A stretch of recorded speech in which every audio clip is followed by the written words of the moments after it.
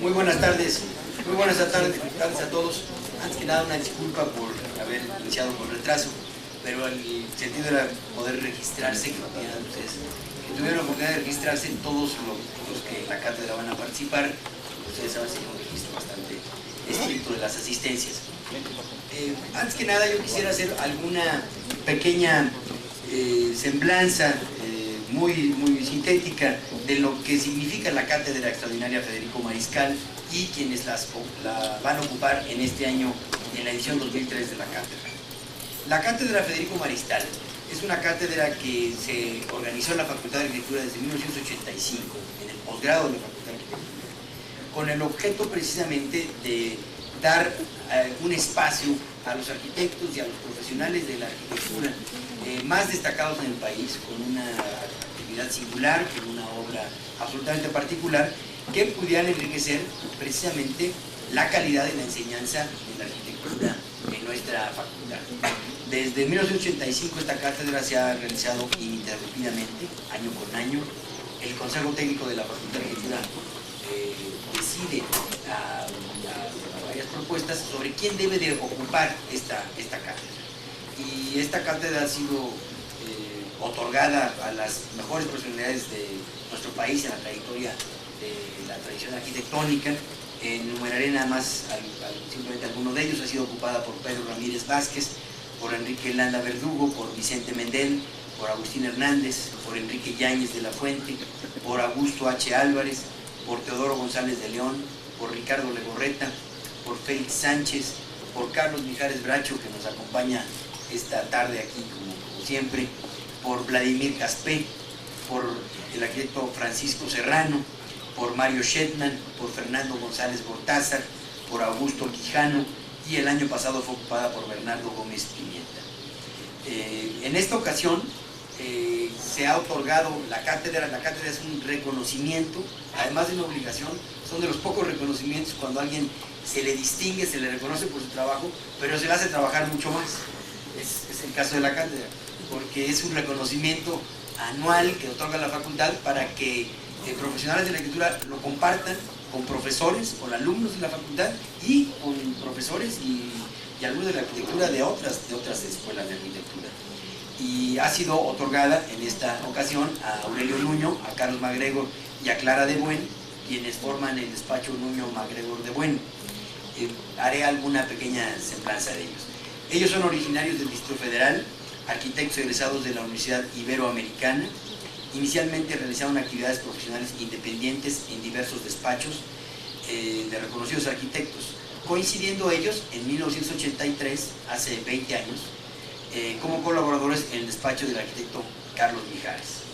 A partir de 1984 se asocian profesionalmente en la firma Nuño MacGregor y de Buen Arquitectos.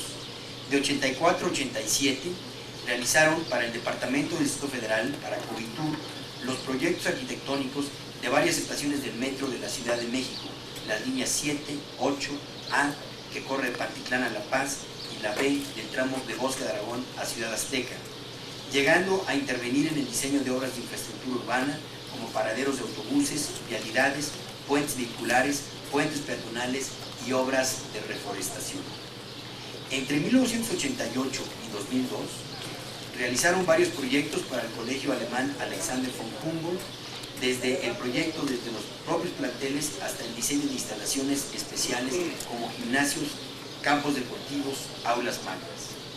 A partir de 92 a la fecha, han venido realizando una serie de proyectos en diferentes entidades del país para la IBM de México y para Teléfonos de México también. En su lista de proyectos es importante mencionar el Teatro de la Ciudad de Chetumal, el Poliforum León en León, Guanajuato, recientemente concluido, y la Casa Hogar para la Tercera Edad de la Asociación de Ayuda Social de la Comunidad Alemana en Tefelpan. Como firma han recibido múltiples premios y distinciones, entre los que destaca la medalla de plata obtenida en la Sexta Bienal de Arquitectura Mexicana, en la Sexta Bienal de Arquitectura Interart 91 en Bulgaria, Sofía, y el premio especial de la ciudad de Frankfurt en Alemania por el proyecto de las estaciones del metro, la línea A de la Ciudad de México. En su actividad profesional Han realizado cerca de 100 proyectos en México y sus obras se han publicado en más de 40 medios, entre los que cuentan publicaciones de arquitectura, revistas especializadas y diarios. Nuño MacGregor de Buen, arquitectos, representa un ejemplo del trabajo profesional en equipo. Son arquitectos mexicanos preocupados por la renovación de la ciudad y que con propuestas en las áreas de vivienda, educación y servicios contribuyen a la construcción de nuestros espacios cotidianos. Cabe resaltar que también es la primera ocasión que se presentan 3 arquitectos a impartir la cátedra. Generalmente ha sido un arquitecto, el jefe del despacho o la personalidad que le da, digamos, un lenguaje muy específico a un equipo de trabajo, que es como trabajamos los arquitectos, pero es la primera ocasión en que 3 arquitectos van a impartir la cátedra, en que ellos en su propia estructura están y consideran lo que le han llamado ellos arquitectura en colaboración, donde los 3 trabajan y toman decisiones fundamentales de su quehacer arquitectónico, y también es la primera ocasión que una mujer, que es el caso de Clara de Buen, forma parte de esta cátedra. Es la primera vez que una mujer imparte esta cátedra, nos da muchísimo gusto y que sea precisamente Clara de Buen quien lo haga. Así es que por varias razones es absolutamente particular la cátedra de esta ocasión. Van a ser 3 participantes, una mujer en primera ocasión, y van a compartir con nosotros sobre todo una preocupación muy clara, que es cómo se hace la arquitectura, el quehacer arquitectónico. Algo que fue muy considerado, sobre todo, además de la extraordinaria calidad de su trabajo, sino el oficio arquitectónico, la capacidad de desarrollo ejecutivo que se maneja en el despacho de ellos. Es uno de los despachos, me atrevo a decirlo, con mayor profesionalismo a nivel del desarrollo ejecutivo de un proyecto, con una amplísima capacidad de desarrollo en algunas áreas que también en las propias escuelas hemos venido de pronto teniendo espacios. Lo que es el desarrollo ejecutivo del proyecto, lo que es poder tener una preconcepción a un detalle tan complejo como es el que ellos realizan. Muestra de ello es, si ustedes se fijan, los clientes que han tenido son clientes de una altísima exigencia. El sistema de transporte colectivo, el metro, el Covitur, la propia infraestructura de la ciudad demandan una altísima precisión para realizar los trabajos como en los cuales ellos han participado.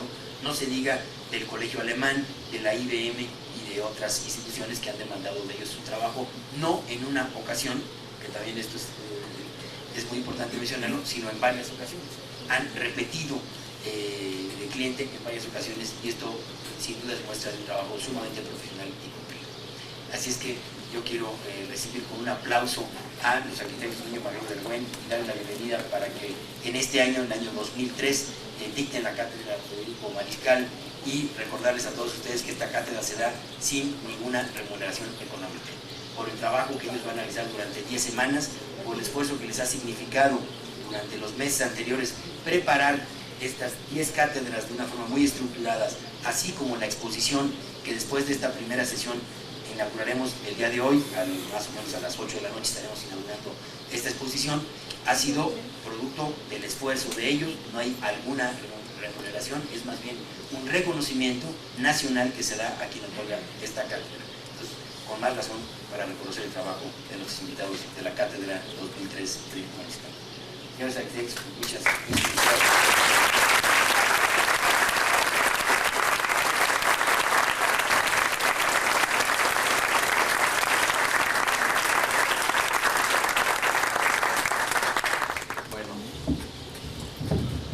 Buenas tardes a todos, muchas gracias por estar aquí.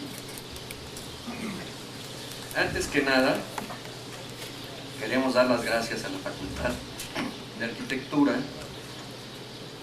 Felipe, Delgado, Juan. Muchas gracias por esta distinción que apreciamos en todo su valor. Es un gran honor para nosotros que se nos haya concedido esta cátedra en la que nos han precedido tantos arquitectos destacados de nuestro país. Es un gran honor y también un gran privilegio, porque se nos da la oportunidad de compartir con alumnos y profesores de esta facultad en un foro excepcional las ideas y experiencias de 20 años de trabajo en colaboración. Por todo esto, otra vez, muchas gracias. Haremos nuestro mejor esfuerzo para estar a la altura de la distinción. La sesión de hoy, primera de las 10 que componen la cátedra, la dividiremos en dos partes. En la primera haremos algunas consideraciones generales sobre la propia cátedra y sobre nuestro quehacer arquitectónico. Y en la segunda comentaremos los contenidos de cada una de las 9 sesiones siguientes.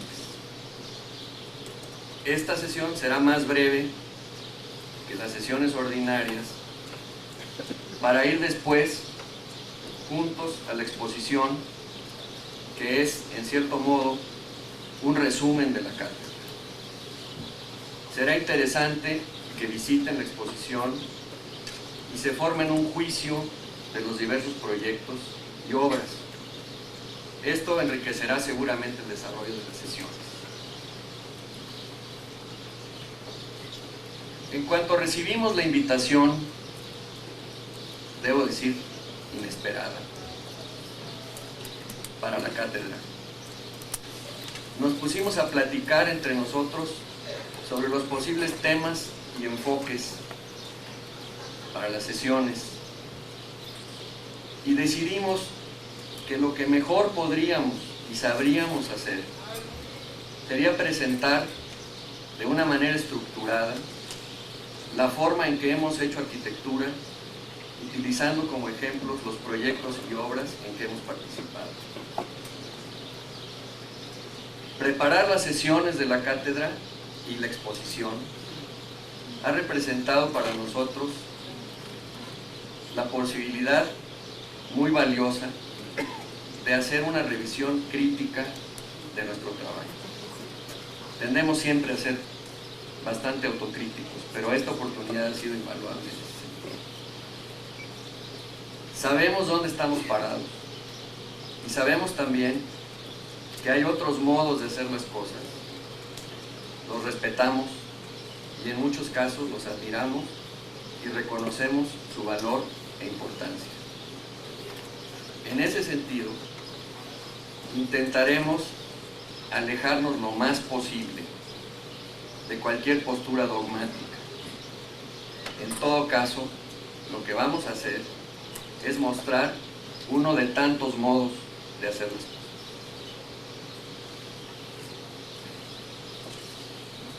La cátedra consistirá, por lo tanto, en explicar detalladamente cada una de las obras y proyectos que vamos a presentar,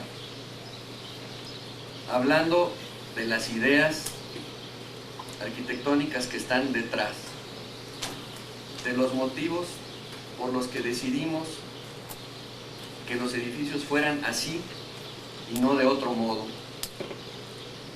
Eventualmente, inclusive, presentaremos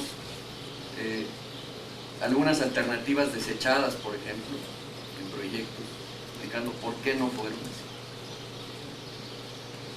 Hablaremos también de las discusiones entre nosotros, de la participación de los clientes, de la participación de los ingenieros y especialistas, que siempre son importantísimos en nuestro trabajo, así como de diversas situaciones derivadas de los procesos de construcción, que muchas veces son definitivas. Se trata, en síntesis, de hablar de aquellos aspectos de la arquitectura que nos interesan especialmente. No vamos a hablar de los que no nos interesan. Exponiendo de manera clara y abierta cómo hemos hecho nuestra obra y por qué es así. Hacer arquitectura: ideas, oficio, circunstancias. La verdad es que había que ponerle un título a la cátedra. Creo que fue lo que más trabajo nos costó, y trataré de explicar un poco de dónde sale. Además ya nos habían ganado los títulos de ley. Para hacer arquitectura se necesitan tres partes o tres factores: un cliente, un lugar y un arquitecto. No se necesita más. El cliente establece las condiciones del encargo, determina el qué y el cuándo. El lugar es la realidad física, el dónde.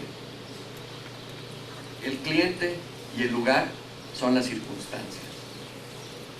A los arquitectos nos corresponde aportar las ideas y el oficio, el cómo.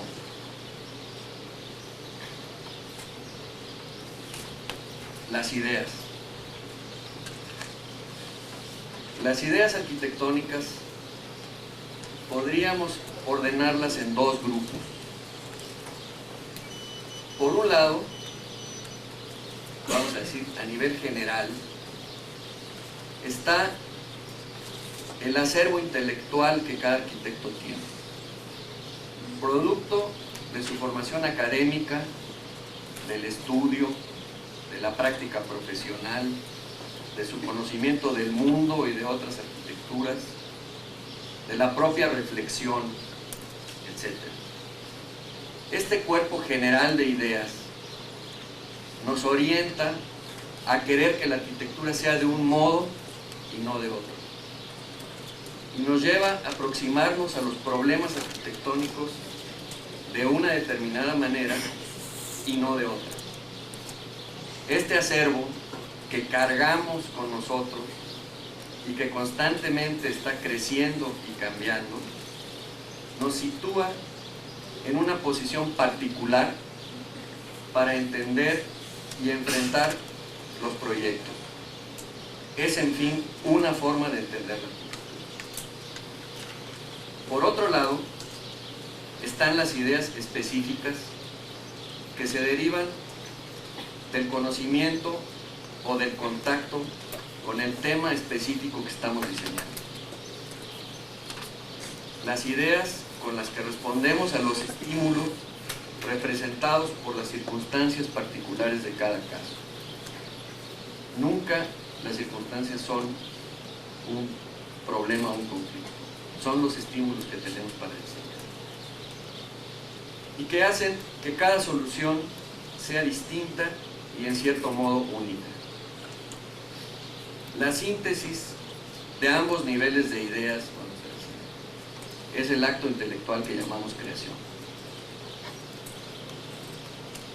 Estas ideas arquitectónicas pueden expresarse de distintas maneras. Muchos de nosotros tenemos el cerebro conectado a la mano. Así aprendimos. Otros hoy están enchufados a una computadora. Algunos recurren al discurso o a las metáforas. En realidad es un poco lo de menos. Cada quien mata las pulgas a su modo. Pero lo que sí debe estar muy claro es que las ideas, los conceptos arquitectónicos, no son todavía arquitectura. Ahí no hay que engañarse. La arquitectura es una realidad física, material, que solo es cuando está construida. Las ideas son una parte fundamental de todo esto, pero a partir de ellas o a partir de que se tienen, todavía falta un camino muy largo para que se vuelvan arquitectura. El oficio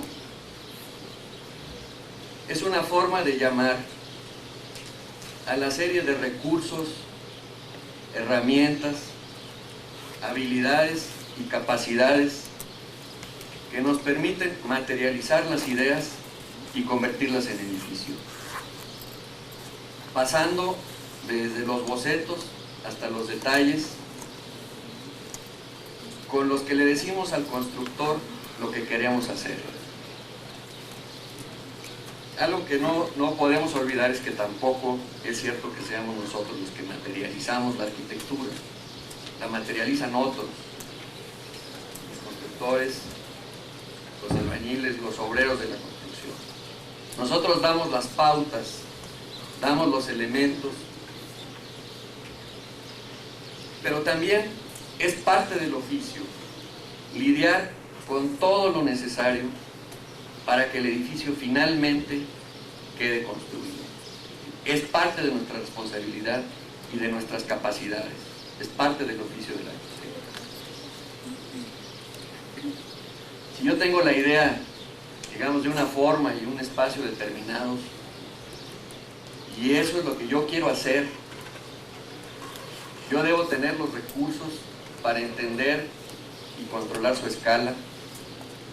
Debo dominar la geometría que me permita hacer explícita la forma y expresarla en los términos necesarios para que el constructor la entienda y la pueda construir. Debo situarme en la realidad física, en las medidas, los espesores, los materiales. No encuentro mejor modo de expresar lo que es el oficio que decirles que vean un croquis de Alvarado, después vean el edificio, y el oficio es lo que hace falta para pasar de uno a otro. En realidad son las circunstancias lo que vuelve específico, único a cada edificio. Son tanto el punto de partida como el parámetro de referencia contra el que continuamente se coteja el trabajo en proceso, así como el edificio resultante. Son las circunstancias de algún modo ineludibles, podemos ignorarlas, no tomarlas en cuenta, y eso de algún modo pateará en el resultado, ¿no? Se hará evidente después. Englobamos, para facilitar el asunto en esta primera sesión, las circunstancias en dos conceptos: el cliente y el sitio. Sin entrar a demasiado detalle, ¿no? El cliente es quien quiere, quien desea el edificio y quien pone en marcha el proceso para que el edificio pueda existir. En un principio no tiene más que expectativas, necesidades, conciencia de algunas limitaciones y una forma de expresarla más o menos vaga, ¿no? Según su experiencia. Hay clientes profesionales ya. Por otro lado está el sitio, con sus aspectos físicos, legales, técnicos, históricos. Y la función, si uno hace su chamba, pues es dejar satisfecho al cliente, haciendo un edificio que aprovecha al máximo el sitio, y que el sitio, como resultado de este proceso, quede más calificado y mejor que antes de que estuviera el edificio. No creemos para nada en hacer arquitectura en una condición de libertad irrestricta. Creemos que es precisamente la cuidadosa revisión, ponderación, interacción con los elementos específicos del problema lo que permite ir elaborando y evaluando el proyecto. Este proceso no es de ningún modo lineal. No hay un método a seguir que asegure el éxito. De lo que estamos convencidos es de que es un proceso en el que hay que involucrarse sin buscar tomar atajos.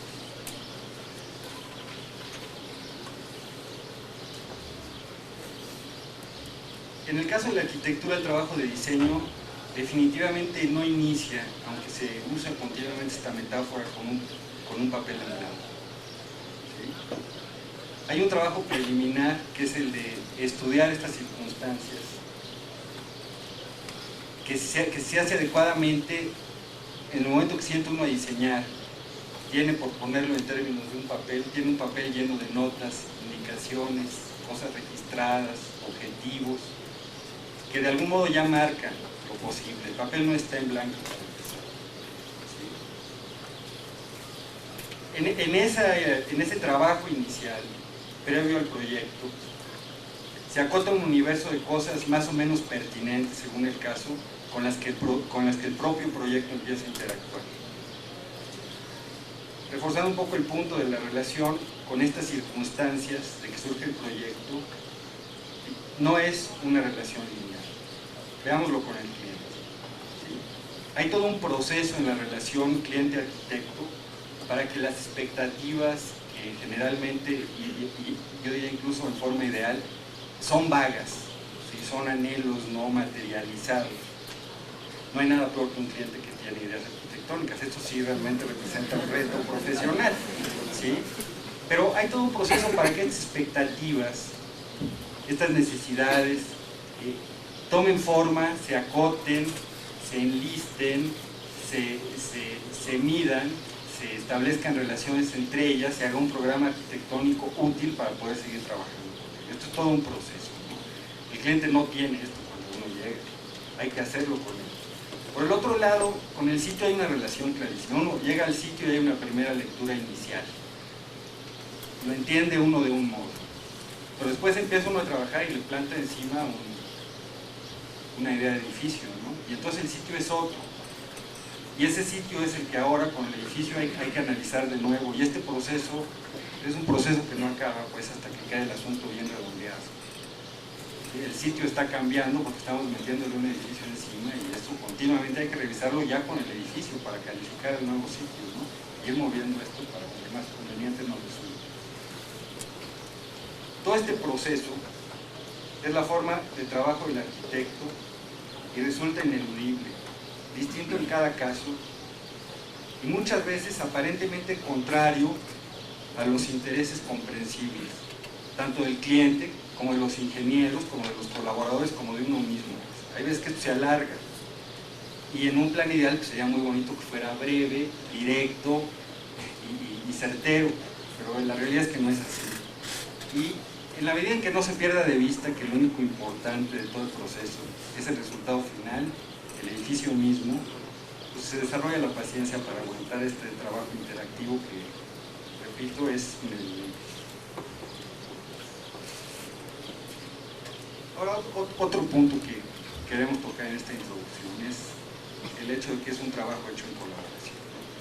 La arquitectura, pues por su propia naturaleza, es un trabajo en colaboración. Hay cliente, el cliente inventa, desencadena el proceso, ese es el cliente, el creador del edificio, pues finalmente, ¿no? Nos habla para que le digan, ¿sí? Ingenieros, autoridades, constructores, interviene muchísima gente, las broncas son muchísimas, ¿sí? Quizá lo que hay que señalar en nuestro caso particular es que estamos agrupados profesionalmente no para dividirnos el trabajo, sino para hacerlo juntos. Los tres enfrentamos la etapa de diseño del edificio. Lo hacemos sí porque estamos convencidos que de este modo se enriquece la discusión y eventualmente tendrá una mejor calidad del producto.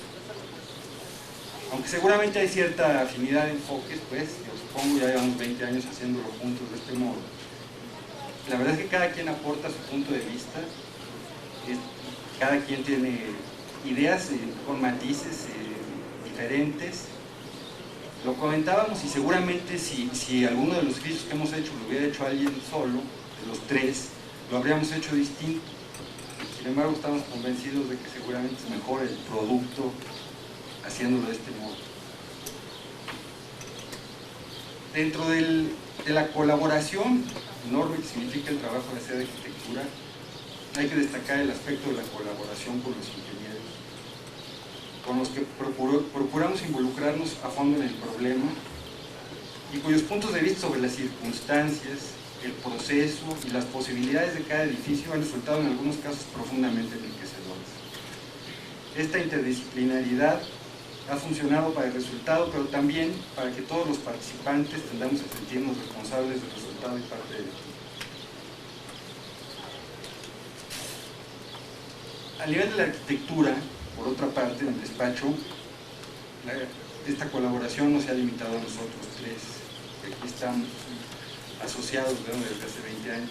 A lo largo del tiempo se han incorporado otras gentes a trabajar con nosotros, ¿no? Yo quisiera señalar aquí que, por ejemplo, Isaac Roy estuvo con nosotros en algunos de los edificios de la línea del metro y el colegio alemán, y en forma muy destacada hay que mencionar, porque ha estado con nosotros desde el principio prácticamente, y sigue con nosotros en casi todos los edificios que hemos hecho, a Francisco Sánchez de Viteri. Por otra parte, a lo largo de los años han colaborado en el despacho un gran número de arquitectos. Para todos ellos, un reconocimiento de su trabajo, y para el reducido grupo que nos acompaña en estos difíciles momentos de poco trabajo, un sincero reconocimiento a su trabajo, a su calidad humana y a su confianza. Hay en la exposición, al final, según como está ordenado el recorrido, unas láminas en que detalladamente están dados todos los créditos de la gente que ha colaborado en todos los edificios, en las fases de proyecto y de construcción, y queremos hacer énfasis para invitarlos a que lo conozcan. Sí es un trabajo colectivo.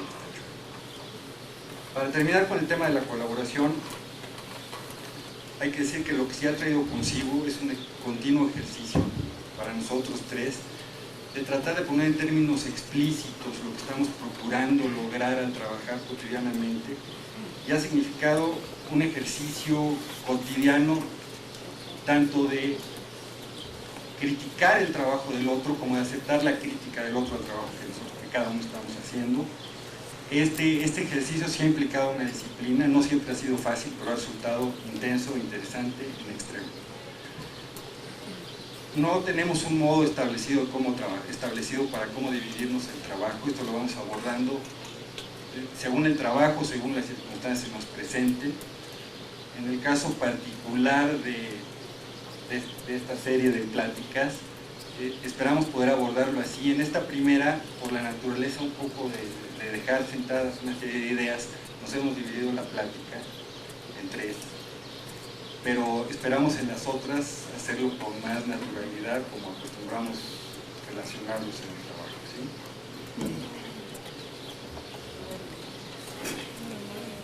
Creo que el que tengamos tanto tiempo de trabajar juntos no es nada más porque hayamos tenido mucho aguante, sino también porque sí creo que compartimos una forma de ver o de entender la arquitectura, una serie de ideas o de principios sobre la arquitectura que son las que queremos transmitir a lo largo de la cátedra, haciendo esto a través de la presentación y el análisis de nuestros edificios.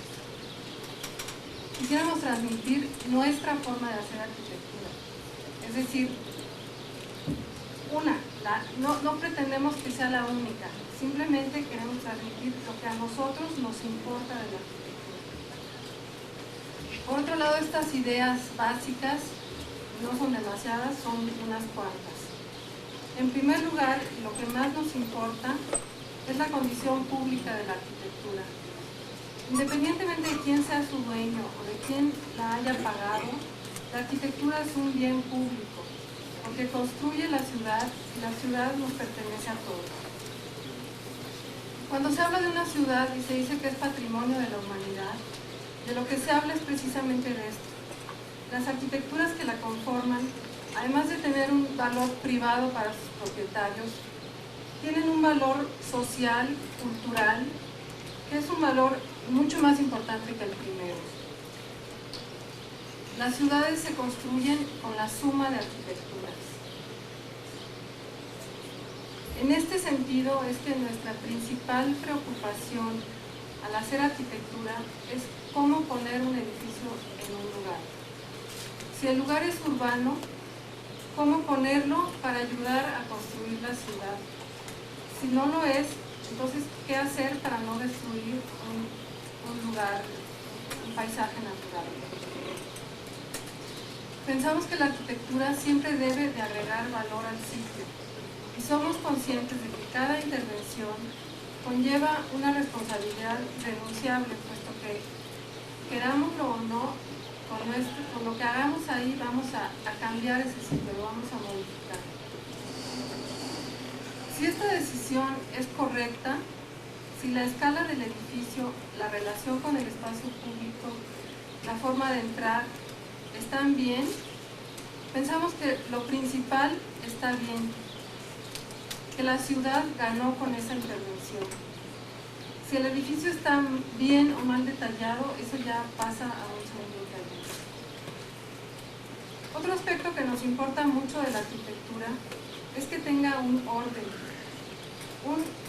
derivado de sus elementos esenciales, es decir, que el espacio, la estructura, la expresión plástica del edificio correspondan entre sí. Tratamos de hacer una arquitectura que tenga el menor número de elementos superfluos, que el sistema constructivo forme parte de la expresión del edificio, que los materiales se presenten como son, que sea una arquitectura sin artificios, sin maquillajes. Nos importan los materiales con los que se construyen nuestros edificios, su durabilidad, la forma en que envejecen, el mantenimiento que requieren. Por supuesto, además, sus características plásticas, como influencias de color, su brillo, su textura, etc. Si pensamos que la ciudad se construye a base de sumar intervenciones arquitectónicas, como de hecho lo pensamos, la durabilidad y la permanencia de un edificio cobran importancia. No nos gusta la arquitectura desechable, no nos preocupa la moda, ni nos preocupa tampoco no estar a la moda. Como ya dijimos antes, tratamos de no imponer formas o imágenes preconcebidas. Buscamos que la solución arquitectónica sea una respuesta específica a un problema específico. Finalmente, el otro tema que nos interesa mucho es resolver las necesidades del usuario de la mejor manera posible.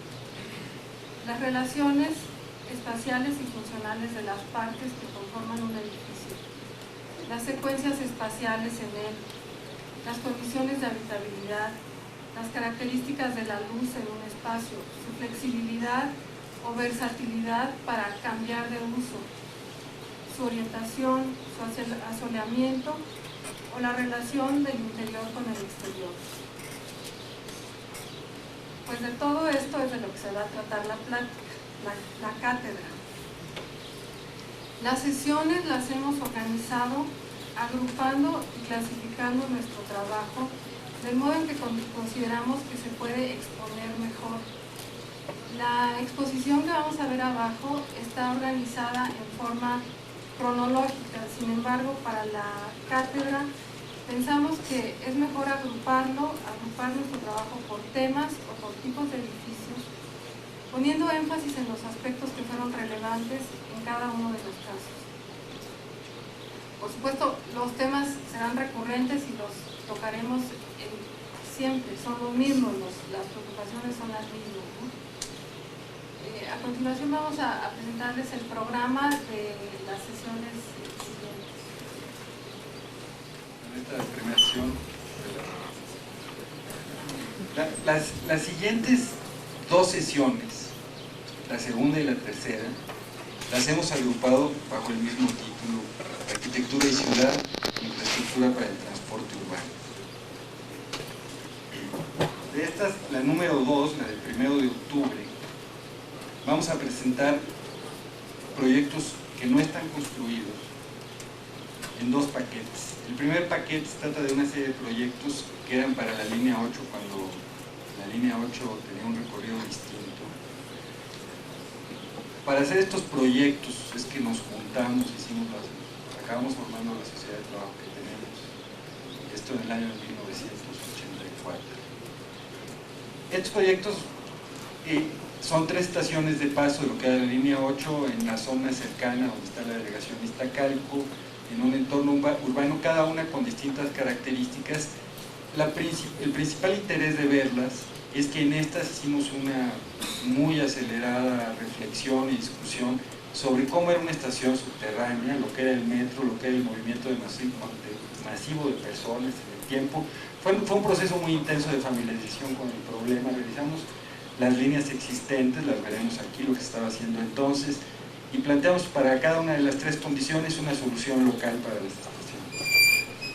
El siguiente paquete en esta sesión está formado por 4 estaciones. Estas estaciones forman el proyecto, bueno, pues probablemente todavía vigente, para prolongar la línea 7, que es la línea que va del Rosario a Barranca del Muerto, hacia el sur. O sea, la terminal que hay en Barranca del Muerto en este momento es una terminal provisional, y a partir de ahí se prolonga el proyecto, por lo menos, a San Ángel, donde está la siguiente estación, posteriormente hacia el Estadio Olímpico, a un gran macizo de piedra que divide el Estadio Olímpico en zona norte de Avenida Revolución, donde empieza Avenida Revolución,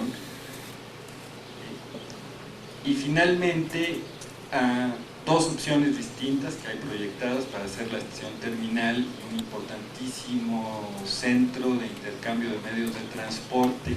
El interés de ver este grupo de estaciones es porque aquí, dada la naturaleza del sitio y la problemática urbana que había poca disponibilidad de suelo, y hubo que hacer un análisis muy cuidadoso de cómo interceptar transporte para evitar que entrara en la zona de San Ángel, ya muy conflictiva, y en fin, estamos abordando el problema en un ámbito más amplio que el ámbito estrictamente local y arquitectónico, y están íntimamente relacionados el arquitectónico y la posibilidad de que el arquitectónico se dé con que se resuelvan estas extraordinariamente complejas cuestiones de tráfico urbano.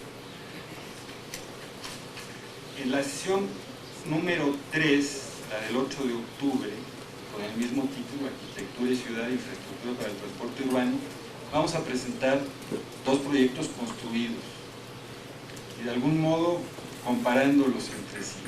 El primero en el tiempo, y el primero que vamos a presentar es el proyecto completo de la línea A del metro que corre de Pantitlán hasta Santa Marta, hasta La Paz, sí, a lo largo de la calzada Zaragoza, 1985 a 90.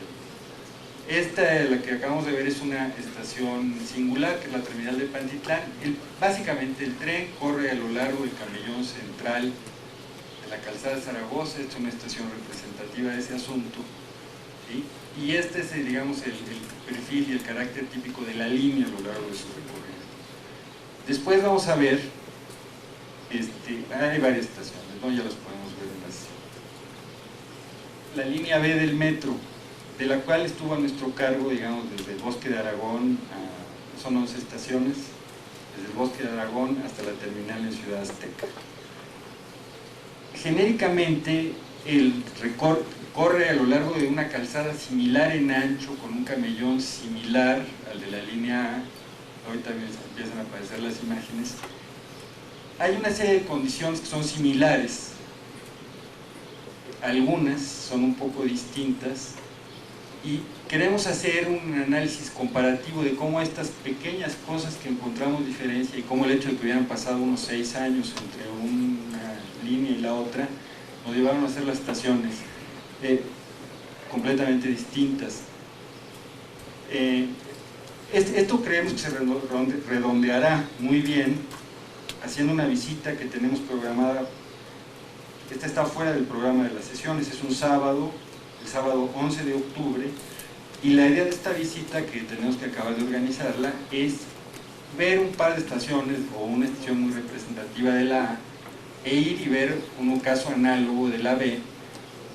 Esto es después de haber tenido la sesión aquí, con la idea, pues, de redondear la discusión, la plática y discusión que tengamos aquí en vivo, ¿no? Viendo la cosa, que eso es algo insustituible en la.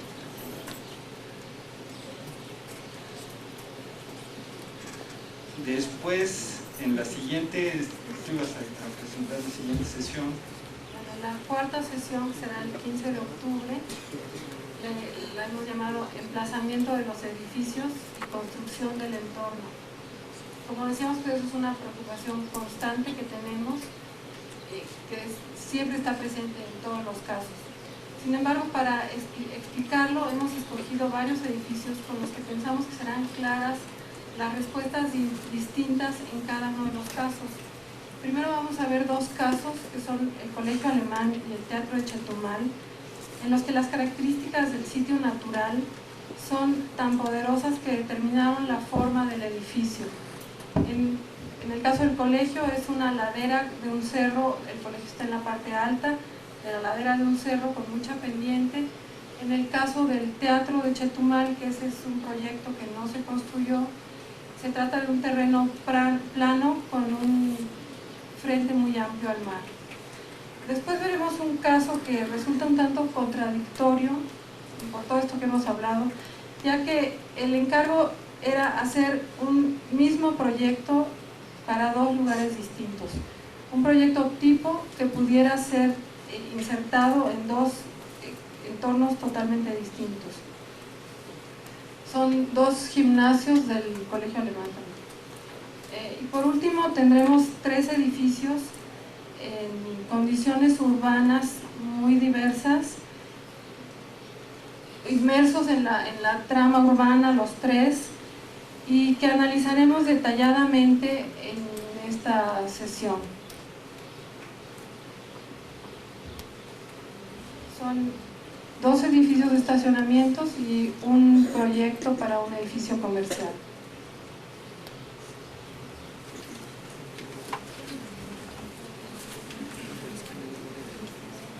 La quinta sesión la vamos a dedicar a edificios de oficinas y la hemos llamado continuidad de una reflexión sobre el orden, la calidad y la flexibilidad del espacio. A lo largo de los años hemos hecho varios edificios de oficinas, proyectado otros que no se han construido. Independientemente de la respuesta al sitio que hace a cada uno diferente y de la cual vamos a hablar detalladamente en las sesiones, la solución al espacio de oficinas es en realidad producto de una reflexión continua a lo largo del tiempo, en la que privilegiamos justamente esos valores: el orden, la flexibilidad y la habitabilidad en general del espacio. Ha sido un proceso de desarrollo de algunas ideas sobre este tipo de espacio.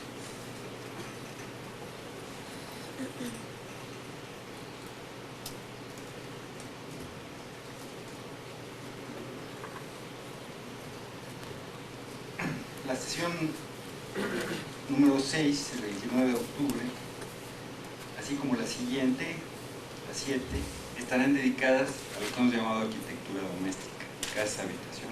Pensamos que es de interés el tema agrupado así, pues por cuestiones muy bien, o sea, de escala por un lado, se involucra la privacidad, la intimidad, el hecho de que la casa es en sí misma un lugar en el que también la recreación forma un aspecto muy importante, la relación con el exterior, si es que existe en el ámbito de la vivienda, se vuelve fundamental. Entonces vamos a hacer una sesión dedicada a esto, viendo casas, que esa es la 6.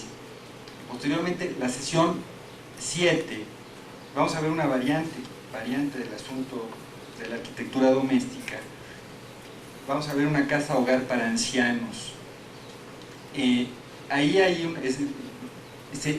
una interrelación de factores con los propios de la vivienda y con el hecho de que es una cosa de otra escala institucional, pero con el interés de que, dado el enorme tiempo de permanencia de los usuarios en el lugar, los factores que califican el hecho de la vivienda se vuelven a la vez más importantes. Esta sesión va a ser en el edificio. La sesión del 7, que es el 5 de noviembre de 2003, va a ser en el edificio y va a ser para que haya luz, ¿sí? De las 4 a las 6 de la tarde. Eso es un hecho.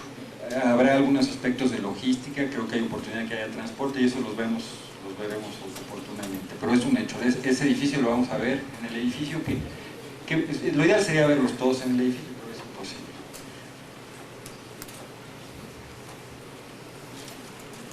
En la sesión 8, que será el 12 de noviembre, estará dedicada a intervenciones en edificios existentes, porque pensamos que esto forma parte del trabajo de todos los días, es cada vez más común. Se reciclan las ciudades, se reciclan los edificios, cambian de dueño, cambian de uso, etc.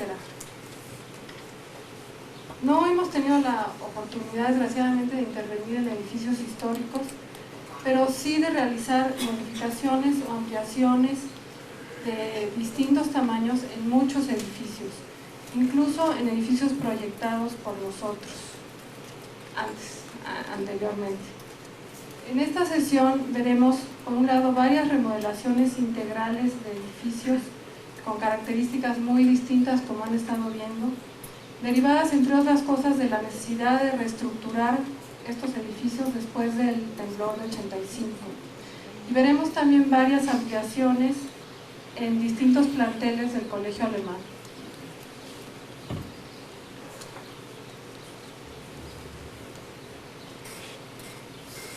la novena sesión del 19 de noviembre la vamos a dedicar íntegramente al proyecto del Centro de Congresos y Exposiciones Poliforum León.